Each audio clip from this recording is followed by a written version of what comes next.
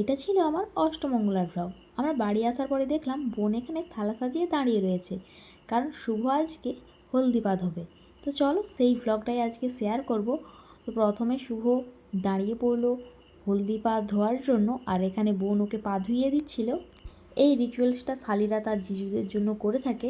তো ওখানে ও বলছিল পা মুছিয়ে দেবে, কিন্তু শুভ কিছুতে রাজি হচ্ছিল না, কিন্তু যেহেতু এটা রিচুয়ালস তাই জন্য বোন ওটা করছিল। হলদি পা তো ধোয়া হয়ে গেছে, এরপরে আমরা ভেতরে ঢুকলাম। আর আমার বিয়ের পরে এটাই ছিল আমার প্রথম বাপের বাড়ি আসা। এরপরে তো আমরা চলে গেছিলাম ওপরে, সেখানে আমাদেরকে টিফিন করতে দিয়েছিল। তো টিফিন খাওয়ার পরে ড্রেস চেঞ্জ করে আমি দেখছিলাম যে আমি কী কী গিফট পেয়েছি। তো চলো সেটাই আজকে তোমাদের সঙ্গে শেয়ার করব যে আমি কী কী গিফট পেয়েছি। প্রথমে যে গিফটটা আমি খুলেছিলাম সেটা দিয়েছিল আমার মামার বন্ধুরা, আর এটা ছিল পিতলের রাধাকৃষ্ণ। তো সত্যি খুব সুন্দর রাধাকৃষ্ণ, আর ঠাকুরটা প্রচণ্ড ভারী ছিল, তো আমার এটা খুবই পছন্দ হয়েছে। তো চলো পরের গিফটটা খোলা যাক। এরপরে আরেকটা গিফট খুলছিলাম, তো এটাতে ছিল একটা স্টিলের বোতল। তো সত্যি এটা আমার খুব উপকার হলো, কারণ স্কুল যাওয়ার সময় জল কিসে নিয়ে যাব, তো তার জন্য একটা বোতল পেয়েছি। তো এরপরে আবারও একটা গিফট খুলছিলাম, সম্ভবত এর মধ্যে কোনো একটা ঠাকুর ছিল। তো চলো তোমাদেরকে ঠাকুরটা দেখাচ্ছি। এটা ছিল একটা রাধাকৃষ্ণের মূর্তি, তো সত্যি খুব সুন্দর এটা। তো চলো পরের গিফট খোলা যাক। আবারও একটা ফটো অ্যালবাম। তো প্রথম ভেবেছিলাম এটা আমাদের ফটো, কিন্তু খোলার পরে দেখলাম আবারও একটা রাধাকৃষ্ণের মূর্তি। তো আবার একটা গিফট খোলা শুরু করলাম, চলো দেখাচ্ছি এটাতে কি পেয়েছি। এটাতে ছিল একটা জুসার মেশিন। এর পরের গিফটটা ছিল একটা কাপ প্লেটের সেট, সেই জন্য আর খুললাম না কাপ। এরপরে একটা গিফট খুলেছিলাম, এটাতে ছিল একটা ঘড়ি। তো ঘড়িটা আমার খুবই পছন্দ হয়েছে।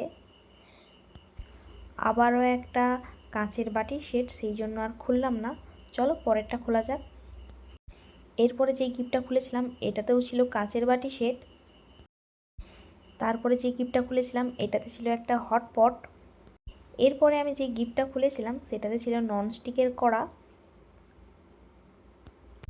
এই যে গিফটটা খুলেছিলাম এটাতে ছিল একটা রাধাকৃষ্ণের মূর্তি, এটাও খুব সুন্দর। এরপর এখানে যে দুটো পেয়েছিলাম পরপর দুটো ডিনার সেট। আমি গিফটের মধ্যে বেশিরভাগ পেয়েছিলাম রাধাকৃষ্ণের মূর্তি। আবারও যেই আমি গিফটটা খুলছিলাম ওটাতে ছিল রাধাকৃষ্ণের মূর্তি।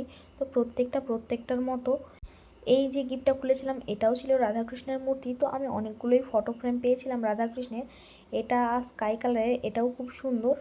এরপর একটা শাড়ি পেয়েছি, শাড়িটা সত্যিই খুব সুন্দর, প্রিয় গোপাল বিষয়ীর।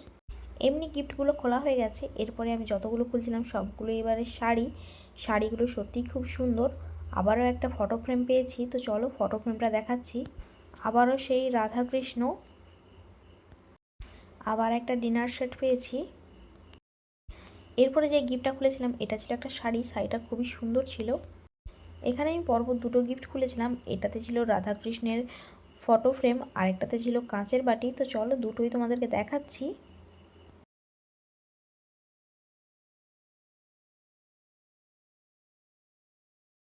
এতক্ষণ খোঁজাখুঁজির পর একটা ভালো জিনিস পেলাম, এটা ছিল বেডশিট। তো বেডশিটটা আমার খুবই পছন্দ হয়েছে। আর তারপরে এইদিকে যতগুলো ছিল সব শাড়ি ছিল। তো যাই হোক এতগুলো গিফটের মধ্যে আমার বেডশিটটা খুবই পছন্দ হয়েছে, আর শাড়িগুলো খুব সুন্দর। কেউ নাম না লিখে দেওয়ার জন্য বুঝতে পারছিলাম না যে কে কোনটা দিয়েছে। তো যাই হোক আমার সমস্ত গিফটগুলোই খুবই ভালো লেগেছে। তো এরপরে তো এগুলোই ছিল আমার বিয়েতে পাওয়া গিফট। যাই হোক আমার সমস্ত উপহারগুলোই খুবই ভালো লেগেছে। তো চলো এরপরে খেতে যাওয়া যাক। এরপর তো আমরা খেতে চলে এসেছি। তো আজকের আমার এই ভ্লগটি তোমাদের কেমন লাগলো অবশ্যই কমেন্ট করে জানিও। Thanks for watching.